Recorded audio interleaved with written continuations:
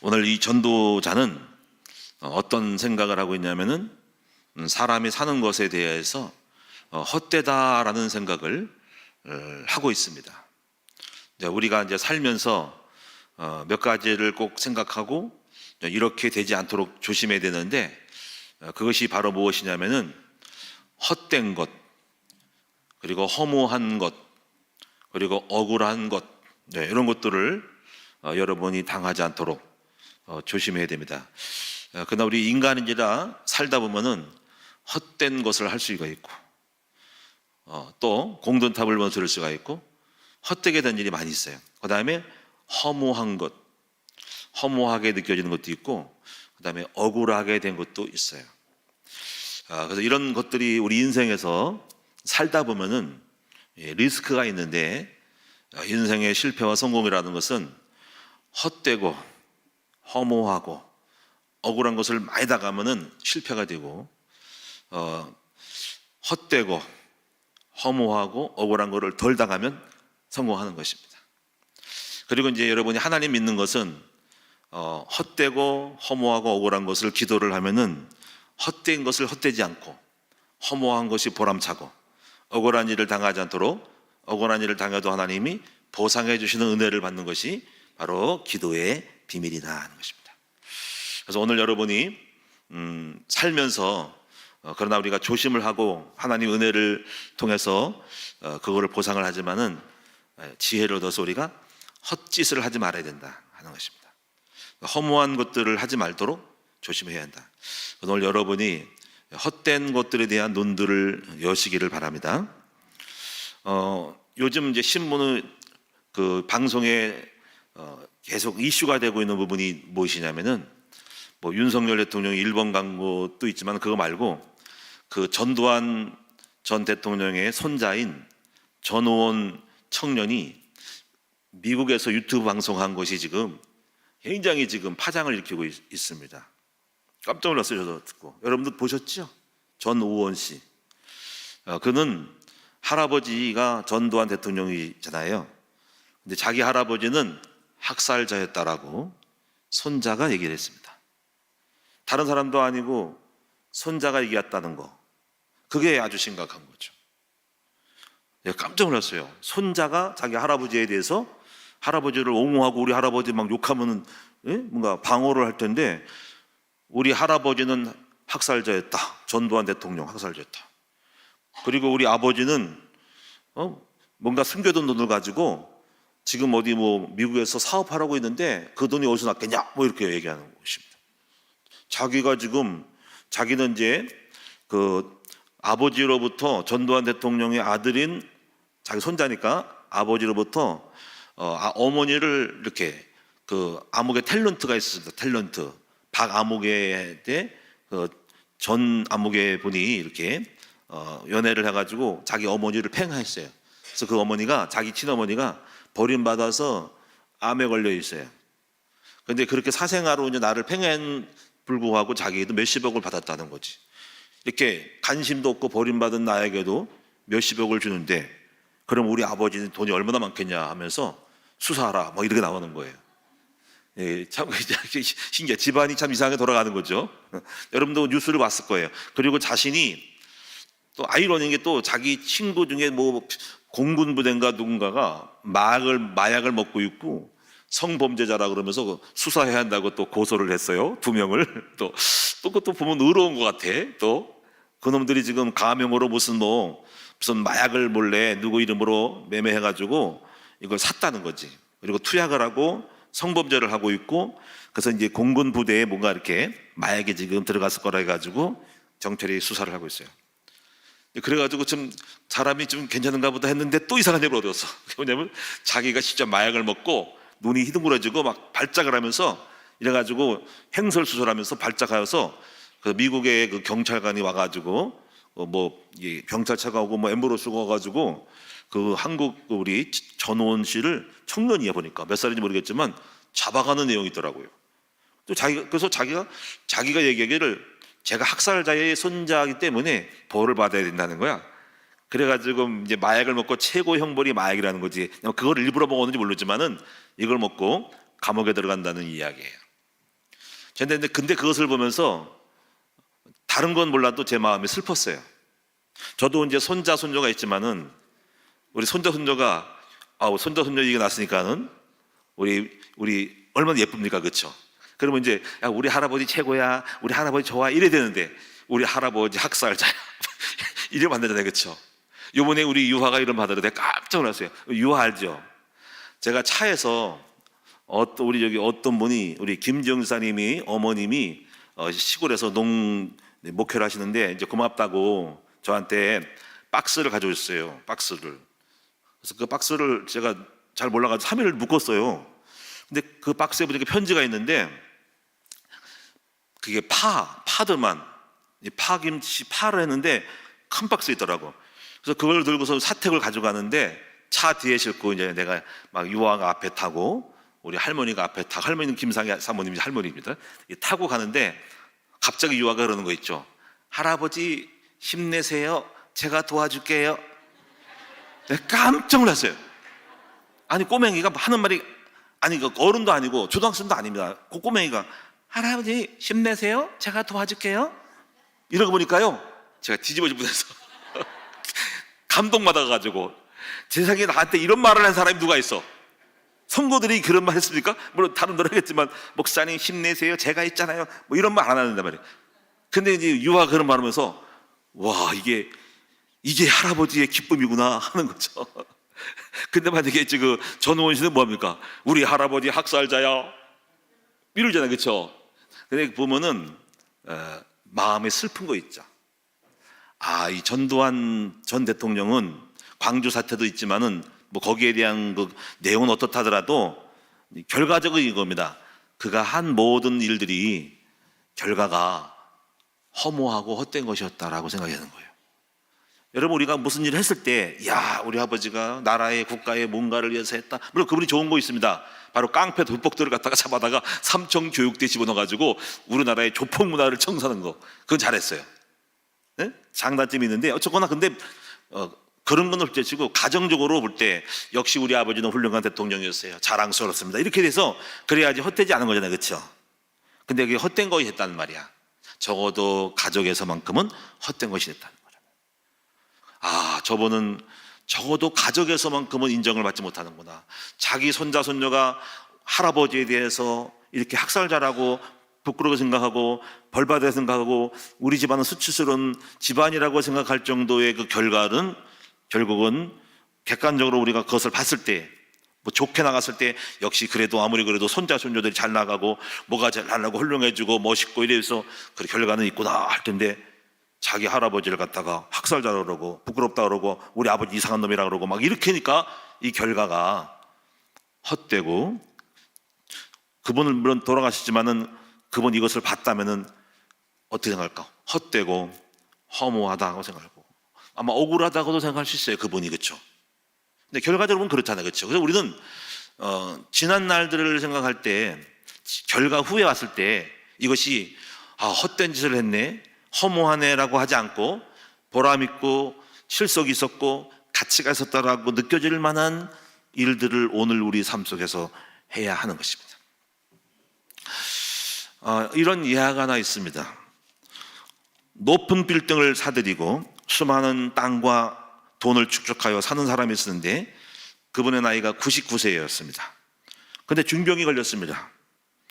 사람들은 그에게 오래 산 편이라고 말했지만 정작 죽음을 앞둔 당사자는 그렇게 생각하지 않았는데 그는 평생 모은 재산을 두고 죽으려니 너무 분하고 억울했다는 것입니다. 그에게 남은 시간이 6개월이라는 정도라는데 그는 자신이 사들인 높은 빌딩 안에서 이렇게 말했대요. 저것들을 두고 어떻게 죽나. 이 빌딩을 두고 저것들을 두고 눈에 선한 거예요. 빌딩을 두고 내가 죽으려니 억울하다는 거예요. 그래서 하루는 통장을 쌓인 돈을 보고 안타까워하고 사들인 땅에 찾아가서 억울한 시간을 보내며 스스로 하소연을 하고 토론을 하면서 보냈다는 것이죠. 오직 그의 기쁨은 쓰지 않고 모으고 땅만 사들이고 그리고 빌딩만 사들이면서 살았던 것이 그의 취미였습니다. 살았을 때는 그것은 해장님이라고 불렀어요. 죽어서는 늙어서는 노인나라고 부르는 것이죠. 그래서 그는 죽기 하루 전날 빌딩을 바라보고 아시어 했다고 합니다. 그래서 이제 그것을 보고 그가 죽은 후에 그의 자녀들이 그 노인의 그 모습을 이렇게 동상을 만들어서 빌딩 앞에 세웠대요. 빌딩 앞에 이렇게 공손하게 이렇게 지팡이를 짚고 이렇게 가만히 공손하게 앉아 있는 것을 하도 참 자손들이 그 아버지에 대한 생각을 해서 그 동상을 세웠답니다. 그래가지고 편안하게 동상에 이렇게 있는데 문제는 뭐가 생기냐면 어느 날 그의 동상에 앞에 어떤 사람이 낙서를 했대. 낙서. 거기 낙서는 뭐라고 썼냐면은 빈손이라고 썼어요. 빈손. 그러니까 사람들이 지나가면서 그 노인을 안단 말이에요. 부자고 빌딩 주인인데 그 빈손이란 걸 보고 씁쓸하게 웃었다는 거예요. 왜 그럴까요? 저 사람은 돈만 벌 줄 알고 빌딩만 쌓아놓고 돈만 쌓아놓을 줄 알았지 쓸 줄을 모르는 사람이라 결국은 아무것도 죽어서는 가지고 가지 못하는 빈손이라는 것을 표현한 것이에요. 그런 것들을 이제 알고 자녀들이 눈치를 보고 그 동상을 치워버렸다는 것이죠. 그래서 우리는 이렇게 열심히 돈을 벌고 고생을 해서 빌딩을 사고 수많은 여러 가지 재물을 쌓아도 결국은 우리는 그 모든 것들을 가지고 갈 수 없기 때문에 헛된 사람이라는 것을 우리가 알아야 되고 허무한 인생임을 알아야 된다는 것입니다. 유머에 이런 이야기, 이런 유머가 있더라고요. 억울한 사람이라는 시리즈인데 이렇게 있더라고요. 버스가 큰 길에서 사람들을 태우고 가다가 교통사고가 났어요. 많은 사람이 죽었는데 가장 억울하게 죽은 사람이 1, 2, 3, 4가 있대요. 거기 유머에 보면 그거 다 있어요. 첫째 보니까는 이 버스가 96번이었는데 제일 먼저 억울한 사람은 96번 버스인 줄 알고 탔는데 자기가 69번을 96번으로 착각하고 산 사람이 억울한 사람이에요. 두 번째는요, 내일 결혼식을 앞에 두고 있는데 오늘 죽은 사람이 청년이 억울한 사람이라는 거죠. 세 번째는 버스가 출발할 때 이걸 놓쳤는데 막 뛰어 들어가서 간신히 타서 죽은 사람이 억울한 사람이에요. 네 번째는 어떤 사람이 억울하냐면 버스 안에서 졸다가 한 정거장 안에서 그 사고 나기 전에 내려야 되는데 졸다가 못 내려가지고 죽은 사람이 억울한 뭐 재미나게 들으시면 되겠습니다. 자, 여러분, 혹시 여러분 이런 소설을 읽거나 영화를 본 적 있습니까? 저는 책도 읽어보고 영화로도 본 영화가 있어요. 아마 여러분도 아마 명작 소설 중에 하나 있을 건데 그 제목은 바로 노인과 바다라는 바로 제목이에요. 여러분 한번 영화 보셨나요? 영화에 실감나게 짧게 나왔어요. 잘 나왔더라고. 노인과 바다. 어네스트 해밍웨이라는 사람이 쓴 건가? 그 내용인즉 제가 기억하기에는 이런 얘기예요. 노인이 아주 백발이 하얀 노인이 큰 배도 아니고 작은 배를 끌고 바다를 향해 갑니다. 왜? 어떤 꿈을 갖고 물고기 큰 것을 잡으려고. 그래가지고 오랫동안 깊은 바다 가다가 허탕을 치다가 어느 날 보니까 큰 물고기를 발견했어요. 그래가지고 이 노인이 막 파도와 싸우고 막 그냥 물 튕기면서 낚시해가지고 어느 날 그 고기를 딱 잡았어요. 그래 너무너무 기뻐가지고 이야 어마어마한 고기를 잡은 거예요. 이 노인이 할아버지가 너무 커가지고 너무 크면 배에다 실을 수가 없어요. 그래서 끈에다 묶어가지고 이 물고기를 배에다 끌고 고향인 항만으로 어항으로 자기 고향집 항구로 끌고 들어옵니다. 그래서 막 끌고 오는데 누가 따라오냐면 상어가 따라오는 거예요. 상어가 따라가지고 그 물고기를 뜯어먹는 거예요. 노인이 바라봤더니 꼬리가 잘리고 막 잘려 반이 잘리고 그러다 결국은 그냥 간신히 그냥 파도를 헤치고 쫓아내고 하면서 왔는데 보니까 건져보니까 뭐가 남았냐면은 살점은 없고 아주 그냥 큰 물고기인데 머리통하고 뼈만 가시만 남았더라. 그 얘기가 바로 노인과 바다의 이야기입니다. 여러분 어떻게 해요? 이 어네스트 해밍웨이는 무슨 목적으로 이것을 썼을까? 바로 그것이 인생이라는 것을 썼을 것 같아요. 우리는요 이렇게 생각할 수 있죠. 가시덩이만 있는 다 뜯어먹긴 인생이었다는 것도 우리가 알 수 있다는 거죠. 근데 저는 그것을 보고 한 가지 더 생각을 했어요. 그 어네스트 해밍웨이가 하나님을 믿는 사람이라면 이거를 주시는 메시지인 것 같아. 이렇게 우리 인생이 노력을 해도 뼈다귀만 남는 인생이 아무것도 없는 인생이지만은 이것이 우리 인생인데 하나님을 믿으면 그 뼈다귀만 남을 수 있고 상어마법을 뜯을 수 먹는 그런 환경과 상황 속에서도 하나님이 지켜주시면 풍성한 만선을 제대로 된 물고기를 마무리를 하고 결과를 얻을 수 있다는 것을 이게 주는 메시지가 아닌가. 하나님 믿는다면은 그렇습니다. 여러분, 우리 인생은 결국 남는 것은 뼈 빠지게 고생하고 험한 파도를 헤치고 인생을 살지만은 남는 것은 결과가 없는 허탈한 허무한 인생이라는 것을 그 해밍웨이는 보여주고 싶은 건데, 그러나 낙심하지 마시고 우리가 하나님을 믿으면 헛된 것을 헛되지 않게 만들어 주시고 허무한 것을 허무하지 않게 만들어 주시고 억울한 것을 억울하지 않게 만들어 주시는 하나님이심을 믿으시기를 주님의 이름으로 축원드리고 오늘 여러분도 그러한 삶을 사시기를 축원을 드립니다. 저도 그런 것들을 최근에 많이 경험을 해요. 제가 이번에 집을 하나 샀는데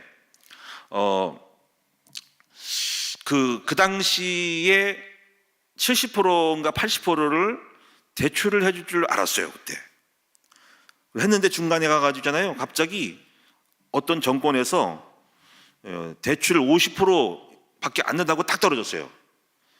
가슴이 절컹하더라고요. 근데 아직 시간은 많이 남았어요. 그게 2년인가 3년 기간인데 근데 50%밖에 안 된다는 거예요. 야, 이거 큰일 났네 이거. 그럼 나머지 50% 어떻게 해? 내가 지금 50%, 70%, 80% 받을 줄 알고 나머지 가지고 이렇게 계산을 했는데 이게 50%면 나머지를 돈을 내야 한다는 거잖아.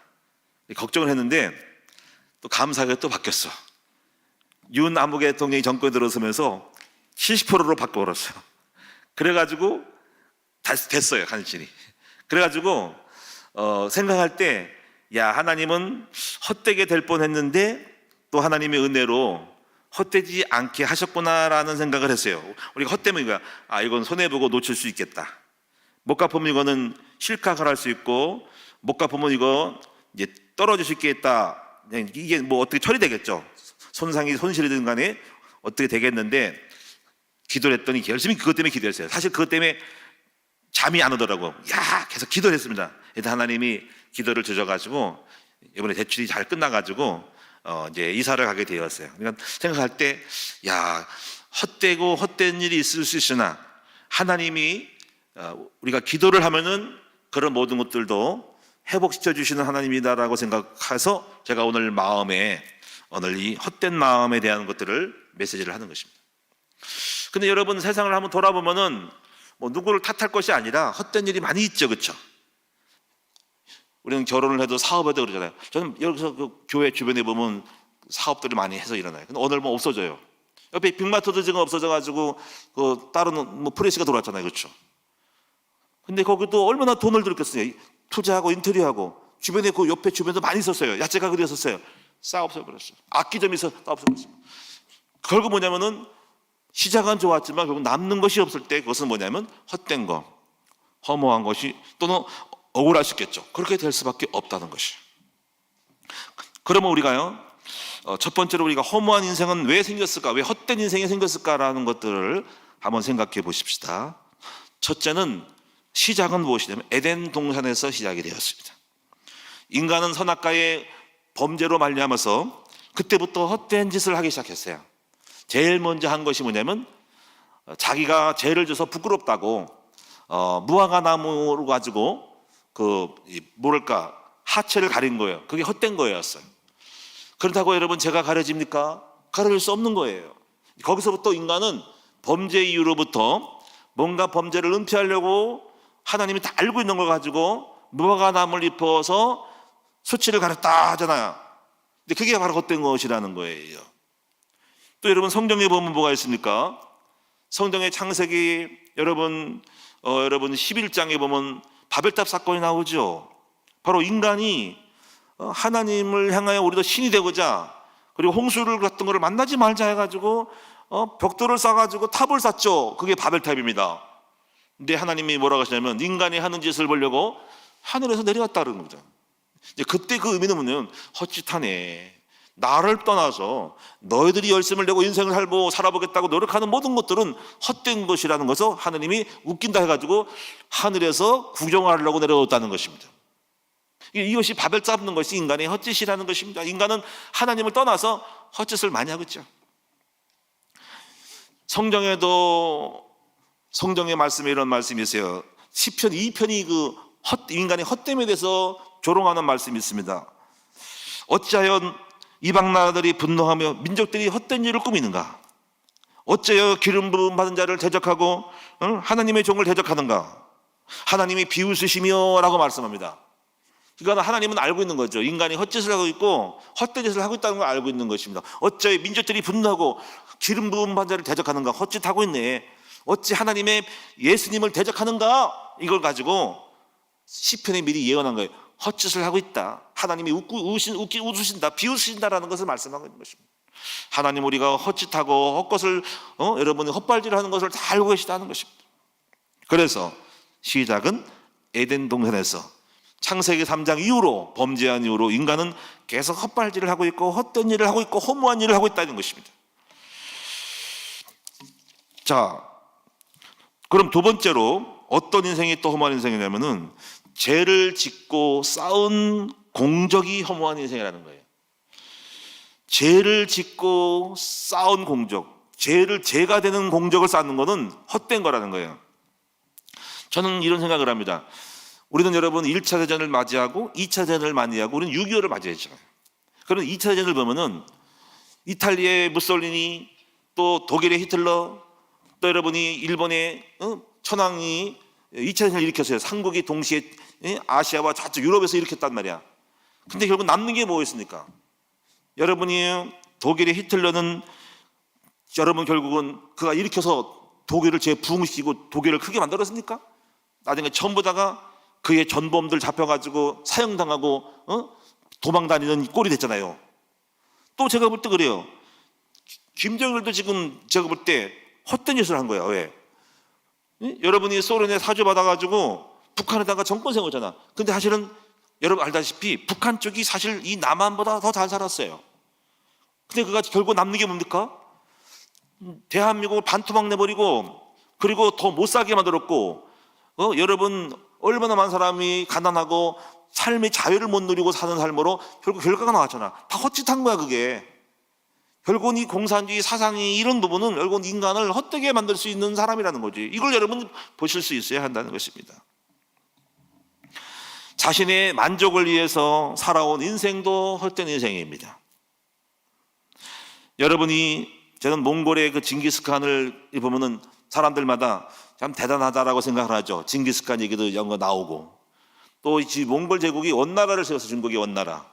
근데 결국은 뭡니까? 그럼 중국의 원나라를 세워서 여러분이 원나라를 통해 가지고 뭐 바뀐 게 있고 뭐가 제대로 된 게 있고 그 몽골이라는 제국이 더 크고 또 영향을 익혔으니까 나라를 다시 빼앗겨서도 다시 이 몽골이 원나라가 끝나고 명나라가 차지했거든요. 그럼 결국 뭡니까? 지금 별거 없어요. 몽골도 그렇게 대제국이라고 세계를 정복했다라고 떠들었던 그 몽골이 지금 어떻게 된지 아십니까? 인구는 얼마인지 인구가?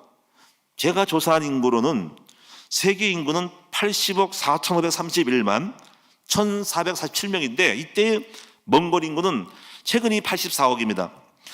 80억입니다. 몽골은 지금 344만 7,157명이래요. 아니 그 대제국을 자랑했던 그 징기스칸의 후에 땅덩어리 넓은데 결국 그 제국이 그 사람들이 거기 나라가 잘 살고 있습니까? 결국 344만밖에 안 된다는 거예요.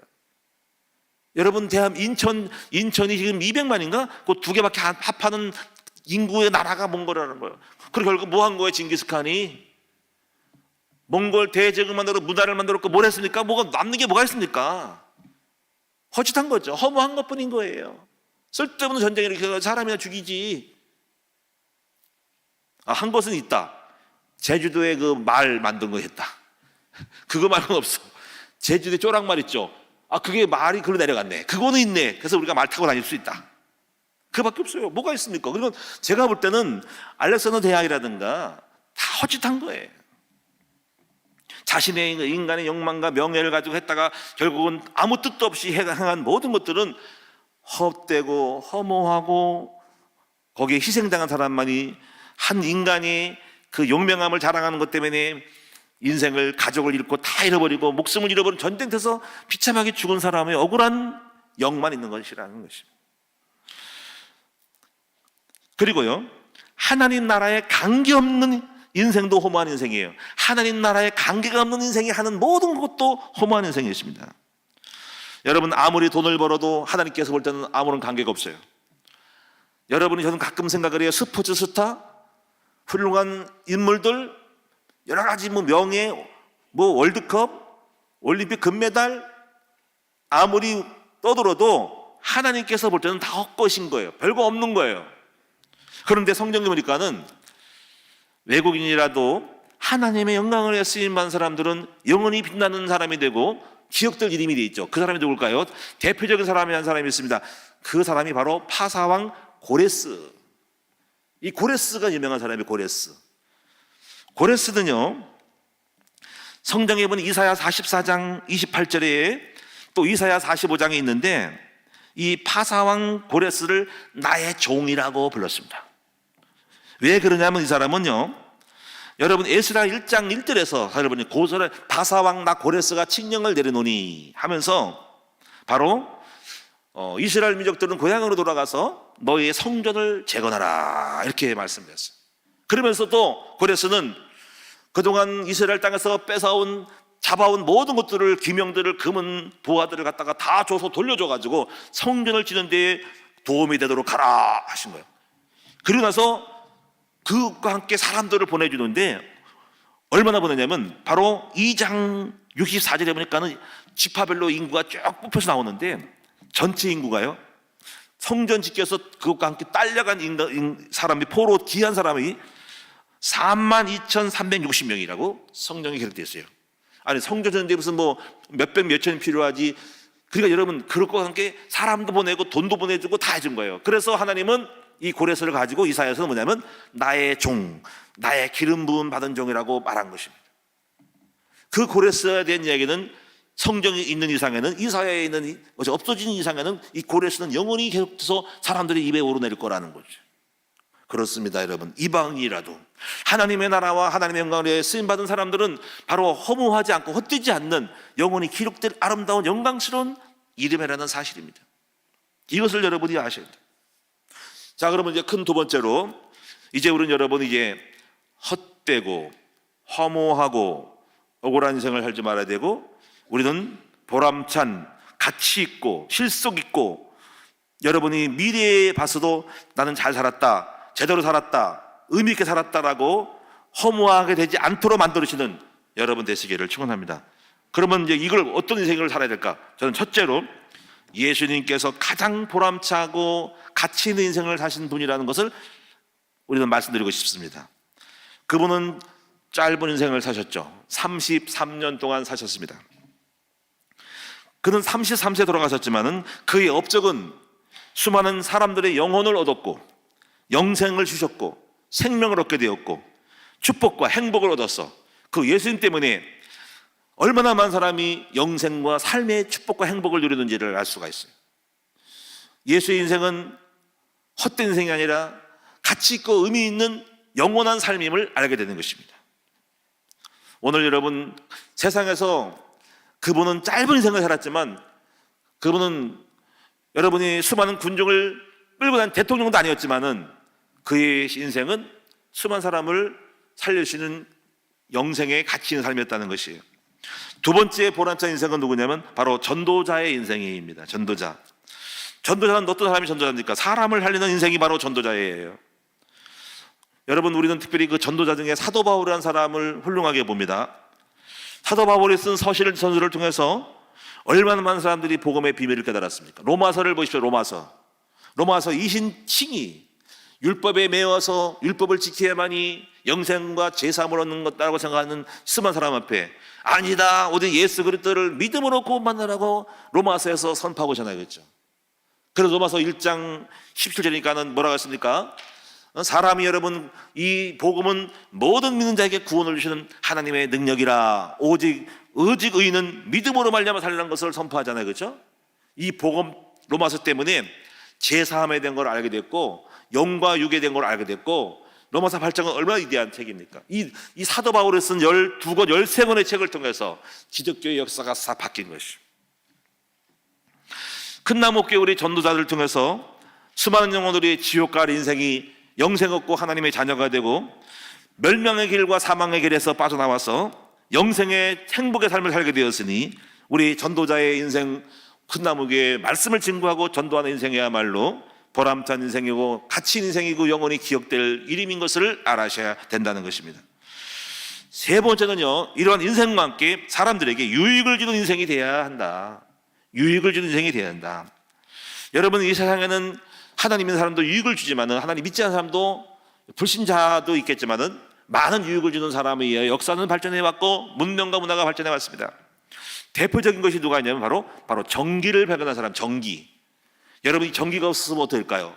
호롱불 밑에서 여러분이 이런 불이 없었다고 어떻게 될까요? 이 전기는 인류의 삶의 기적을 만든 것이 전기예요. 근데 여러분, 전기를 발견한 사람이 누굴까요? 전기. 에디슨인가요? 에디슨 아니에요. 에디슨은 직렬에 대한 정보를 연구한 사람이지 그 사람이 아니고요. 전기를 발견한 사람은 그리스의 철학자 탈레스예요.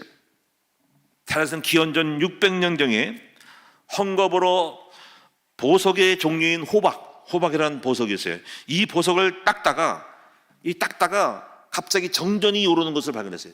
전기는 발명이 아니라 발견입니다. 발명은 없는 걸 만든 것이 발명인데 발견은 이미 있는 걸 갖다 찾는 건데요. 이미 전기는 여러분이 번개불, 번개 터지는 거, 그게 정전 현상이거든요. 모든 사물의 부딪힘 속에서 정전기가 발생하는 거예요. 여러분도 겨울철에 몸이 건조할 때 저는 전기가 많이 나온 사람이 제가 보거든요.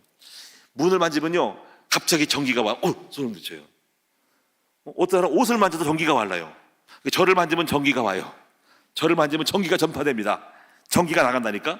그래서 뭔가 전기 있는 사람들은 머리를 만져도 머리가 이렇게 올라가요. 쭈삣쭈삣하고 전기가 오는 거예요. 그러니까 이상하게. 근데 그 정전기가 몸에 있으면 좋지 않다 그러더라고. 그래서 어떤 권사님이 저한테 전기를 빼내야 된다 그러면서 가지고 전기 빼는 방송을 줬는데, 전기를 꽂아가지고 제 몸에 전기를 빼내는 거, 뭐 이런 걸 해가지고 몸이 그렇게 하면은 피가 마르고 건조해서 오래 못 산다 그래가지고 했다가 요즘 안 하고 있습니다. 하여튼 정전기가 좋지 않다는 거, 하여튼 몸에 전기가 있다는 거 분명하죠. 그런데 이 전기를 완성한 사람이 누구냐면 테슬라예요. 테슬라. 전기를 발견했고 전기를 완성한 사람 테슬라. 그래서 이 테슬라 자동차 업체가 테슬라거든요. 왜 그걸 썼냐면 그 전기를 완성한 사람을 따서 테슬라라는 이름을 쓴 거예요. 회사 이름을. 에디슨은 전기의 직류와 이거를 연구해가지고 또 상대방이 있는데 그 사람이 누구 이름이 기억이 안 나는데 그 연구를 해서 전구를 만들어서 불을 비친 사람이, 그것을 생산시킨 사람이, 이거를 산업화시킨 사람이 에디슨입니다. 얼마나 훌륭합니까? 이런 것들은 인류에게 유익을 주는 사람이죠. 그 영원히 기억되잖아요. 또 한 사람이 중요한 사람이 누구냐? 아스피린. 여러분 아스피린 아시죠? 옛날에는 이거 전쟁 나갈 때 아스피린 다 먹었어요. 저도 지금 아스피린이 있는데 먹진 않고 있지만 아스피린 항상 소지하고 있습니다. 혈액을 묽게 해줘가지고 여러분 겨울에 이게 혈압이 터지거나 피가 묽어가지고 갔을 때 이것을 먹으면 피가 순환이 잘 돼가지고 이렇게 그런 뇌졸중 환자라든가 이거는 동맥경화증인 사람들은 먹기도 하는데 이게 아스피린이 중요한 거예요. 이 고대 그리스 로마 때 고통을 주는 물질이 있는데 바로 이것이 버드나무 껍질에서 나오는, 이것을 우리는 버드나무 껍질을 이상하게 삶 속에서 경험하니까 우리가 삶았더니 통증이 없어져라는 거지. 통증이. 그래가지고 이 버드나무 껍질 속에 무엇이 있냐면 바로 살리신산이 있다는 거예요. 그래서 19세기 초에 이 신맛을 아는데 이 물질을 분리해냈어요. 그런데 이것을 1859년에 독일의 화학자 헤르만 콜베가 이 살리신산의 화학적 구조를 알아내가지고 인공적으로 버드나무가 아닌 인공적으로 물질을 결합시켜가지고 이것을 만들어요. 살리신산을. 근데 이것이 좀 부작용이 있어가지고 이걸 먹으면 이의 점막을 건드려가지고 이염이 생기는 거야. 그래가지고 이것을 독일에 제작해야 했던 바이엘 있죠. 바이엘 유명하죠. 바이엘. 이 바이엘의 연구원 호프만이라는 사람이 이 화학물질을 이걸 살리신산을 변화시켜서 누구나 먹을 수 있도록 이걸 방법을 연구해가지고 거기다가 살리신산에다가 아세틸 살리신산을 만들어서 이것을 명칭을 바꿔서 아스피린이라고 했던 것이 오늘 우리들에게 지금 오고 있는 것이다. 근데 지금 정식으로 아스피린을 정식으로 사는 거는 미국은 허락돼도 우리나라 허락이 안 되는데 아스피린이 나온 것이 있어요. 아스피린 텍스트론이라는 것이 있는데 여기 알약이 좀 있는데 그 10,000원짜리인데 그것이 아스피린 역할을 해요. 그걸 매일 하나씩 이제 동맥증인 사람들을 그걸 먹으면 피가 막히 터지 않고 잘 흘러간다 해가지고 지금 판매하고 있습니다. 그래서 그런 것들이 아스피린 대용인데 약국 처방을 받아야 되는데 그거는 살 수가 있어요, 매약으로. 이렇게 해서 이것이 2차 대전 때요, 이 아스피린을 먹어가지고 염증과 통증을 엄청 줄인 이 전쟁에서 굉장히 유명한 사람이 이 아스피린입니다. 아스피린. 지금은 다른 것이 있어가지고 먹지만은 이 아스피린을 발견한 사람, 인류의 사람들을 통증을 줄이고 전쟁을, 사람들의 고통을 막았던 것이 아스피린이었다. 이거를 발견한 사람들이 얼마나 위대한 사람입니까? 지금도 마찬가지잖아요. 지금도 코로나라든가 앞으로 일어날 바이러스를 이 막는 것들을 연구하는 사람들이 인류의 공헌을 한 사람이라 하는 것입니다. 여러분, 어떤 사람이 유익된 사람일까요? 이런 사람도 있지만은 저는 그래요. 주님의 교회, 몸된 교회에 유익을 주는 봉사자들이야말로 바로 유익을 주는 정말로 가치 있는 사람임을 알 수 있습니다. 얼마나 많은 사람이 교회에 헌신합니까? 우리 성교원의 우리 교사들, 또 여러분이 주방에서 일하시는 분들, 오늘도 제가 교회 주방에서 이 맛있는 밥을 먹었는데 얼마나 감사한지 몰라요. 그분들이 이렇게 열심히 현역에서 식사 접해가지고 리더스쿨의 아이들을 먹는 걸 보고 너무 기쁘고 고마움이 넘치더라고요. 리더스쿨에 있는 분들, 청지학, 바이블 암송학교, 주교교사, 또 찬양대원들, 수많은 우리 차량 안에 보이지 않게 봉사하는 수많은 사람들이야말로 우리 하나님의 나라의 교회를 섬기는 정말 가치 있고 보람된 사람임을 알 수가 있습니다. 저는 그래서 다니엘서 12장 3절의 말씀을 드리고 싶습니다. 이렇게 말씀했죠. 지혜 있는 자가 누구냐? 바로 지혜 있는 자는 궁창의 빛과 같이 빛날 것이라 그랬습니다. 그럼 지혜자가 누굽니까? 바로 지혜자는 여호와를 경외하는 것이 지혜의 근본인 거예요. 여호와를 위하여, 하나님의 나라를 위해서 주님을 높이고 주님 몸된 교회를 섬는 사람이 지혜자라. 이런 사람들은 궁창의 빛과 같이 빛난다. 또 많은 사람들을 돌아오게 한 자가 별과 같이 빛난다. 그럼 많은 사람 돌아오게 한 자가 누굽니까? 바로 전도자, 말씀을 공부하러 가는 사람들, 산을 넘고 들을 넘어서 자동차를 타고 말씀 공부하러 간 사람이 바로 사람들을 돌아오게 하는 사람인데, 이런 사람들은 하늘의 별과 같이 빛난다라고 말씀을 하고 있는 것입니다. 여러분, 이제 결론적으로 말씀을 마치도록 하겠습니다. 저는 오늘 여러분이 이런 말씀을 드리고 싶어요. 여러분이 헛되지 말고, 허무하지 말고, 억울하지 않도록 그렇게 사시라고 말씀드리고 싶어요. 그러면 이제 우리가 이제 돌아보자는 거지. 첫째는 뭐냐면, 내가 지금 옳다고 생각하고 살아온 것들이 혹시 헛되지 않은지를 생각해 보아야 한다는 것입니다. 한 번쯤은 생각해야 돼. 내가 지금 저도 하고 있잖아요. 학교를 세우는데 헛된 것이 아닌가라고 생각할 수 있어야 됩니다. 그러면 이제 이걸 이렇게 돌아보세요. 후대 사람들이 우리들을 평가할 때, 어떤 사람으로 묘비명했을 것인가라고 생각하는 거를 예측해야 돼. 이경은 목사는 목사였지만 쓸데없는 목사였다 하면 안 되는 거죠. 그렇죠? 이경은 목사는 어린이를 사랑하고 교회를 이렇게 세우고 또 우리 후대들을 위하여서 뭔가를 했다라고 기억될 그러한 이름이 돼야 돼. 별보지름 사람이 이렇게 되면 안 된다는 거지. 여러분도 자신이 어떤 이름으로 불려질까를 생각해 보세요. 장로님, 집사님, 전사님인데 그냥 장로님이었어. 근데 큰 나무교에서 생명 걸고 목숨 걸고 헌신했던 장로님이었어. 집사님이었어. 그분이 우리 주일학교를 세웠어. 그분이 우리 교회 안에 있는 찬양대를 세웠고 우리 교회에 우리 훈련을 시켰고 그들이 우리 주님의 몸된 교회를 뭔가를 했어라고, 그분 때문에 많은 우리 청소년이 살았어라고 해줘야 돼요. 이렇게 기억될 수 있는 여러분 될 수 있기를 주님의 이름으로 축원합니다. 그걸 지금 쌓아놓고 있는 거죠. 두 번째는요, 그래서 지금 내가 하고 있는 일이 헛되지 않은지를 생각해 봐야 하는 것입니다. 여러분 무슨 사업을 할 때도 혹시 헛된 것 하는 거 아니야? 뭔가를 생각해야 됩니다. 항상 결과를 보고 생각해야 돼요. 제가 지금 여러 가지 이거를 사업을 구상하고 있거든요. 근데 생각해야 됩니다. 혹시 이거 하다가 마는 거 아니야? 용도삼이 아니야? 좋긴 하지만은 나중에 괜히 헛짓한 거 아니야? 라고 할 수 있죠. 이걸 생각하고 염두에 두고 해야 합니다.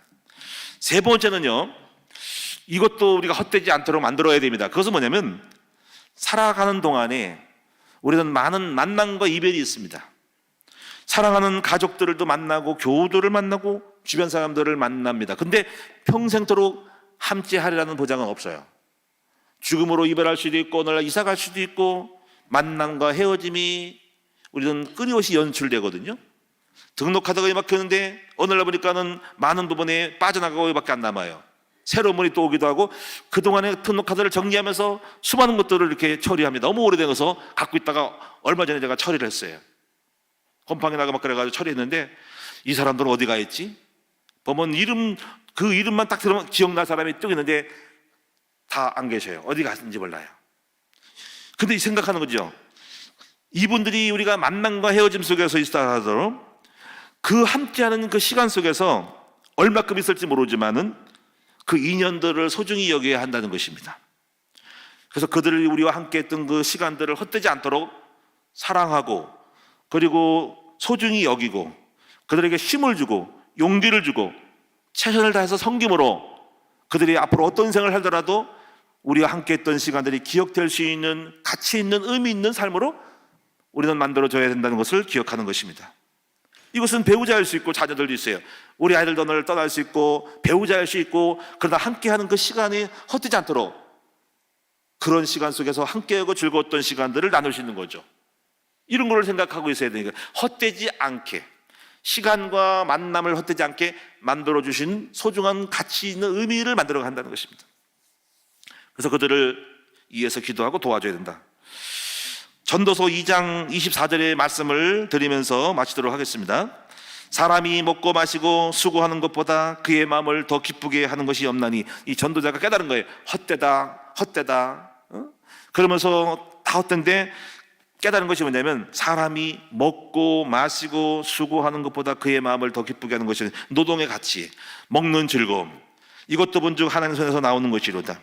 하나님은 그가 기뻐하시는 자에게는 지혜와 지식과 희락을 주시나 죄인에게는 노고를 주시고 그가 모아 쌓게 하사 하나님을 기쁘시게 하는 자에게 주게 하시지만. 이렇게 해서 하나님 없는 사람들은 열심히 쌓아놓은 것도 헛되게 만든다는 거죠. 우리가 하나님을 기쁘게 하는 자에게 주는데 그러나 그것도 헛되다는 거죠. 하나님이 기뻐서 주는 것도 결국 헛되다. 그러니까 모든 거 헛된데 그러나 좀 낫다는 것을 말하고 있는 것입니다. 오늘 여러분 이러한 삶의 통찰력과 지혜를 여러분 누리면서 가능하면 우리가 최선을 다해서 헛되고 허무하지 않고 억울하지 않게 되기를 주님의 이름으로 축원합니다. 그리고 오늘 여러분이 오늘 밤에 기도할 때 그런 일이 실수가 있다 하더라도 헛되게 할 수 있어도 기도해서 헛되지 않도록 허무하지 않도록 억울하지 않도록 만들어 가시는 그 기도의 비밀을 누리시는 여러분 되시기를 축원합니다. 이걸 생각하고 함께 우리가 의미 있고 가치 있는 오늘 내일 우리 인생 여정 활동이 되었으면 좋겠다라는 마음을 가지고 오늘 말씀을 마치겠습니다. 기도하겠습니다. 하나님, 우리 인생은 살다 보면 만남이 헛되고 또는 결혼을 헛되게 할 수도 있고 처음엔 공을 들였는데 오늘 또 헤어짐으로 그 공들인 것이 무엇이 헛되게 될 수 있고 사업을 하느라고 얼마나 애를 쓰고 가게의 털을 열고 애를 쓰고 인테리어 했는데 결국은 망해가지고 헛되게 될 수도 있고 열심히 공을 들여서 정치적으로 애를 썼는데 결국은 상대방이 말 안 들어가지고 결국 헛되게 된 것도 있고. 아버지, 우리는 헛되고 때로는 살다 보니까 허무한 것도 많이 있습니다. 아버지, 이런 것을 속에서도 우리 인생들을 가능하면은 우리 삶을 돌아보면서 헛된 짓을 하지 않게 도와주시고 그리고 허무한 일을 하지 않게 도와주시고 억울한 일을 당하지 않도록 늘 깨워 기도하고 지혜롭게 하시고 내가 하는 일이 주님 안에서 성령의 인도를 따라 행할 수 있도록 도와주옵소서. 그 리스크를 줄이게 하옵소서. 혹시 내가 실수해서 그렇게 됐다 할지라도 하나님이 우리를 불쌍히 여기고 풀어주시사 우리 인생이 헛되지 않고 우리 사업이 헛되지 않고 우리 결혼이 헛되지 않고 우리 공이 헛되지 않고 우리 노력이 헛되지 않도록 하나님이 헛수를 두지 않도록 헛발질하지 않도록 하나님이 막아 주시옵소서. 저희들을 도와 주시옵소서. 저희들을 가치 있게 만들어 주시옵소서. 우리는 실수하시나 우리는 잘못해서 할 수 있으나 우리 아버지는 그 모든 것들을 갖다가 보상하고 축복으로 만들어가게 하여 주시옵소서. 모든 것을 감사드리며 예수님의 이름으로 축복하며 기도드리옵나이다. 아멘.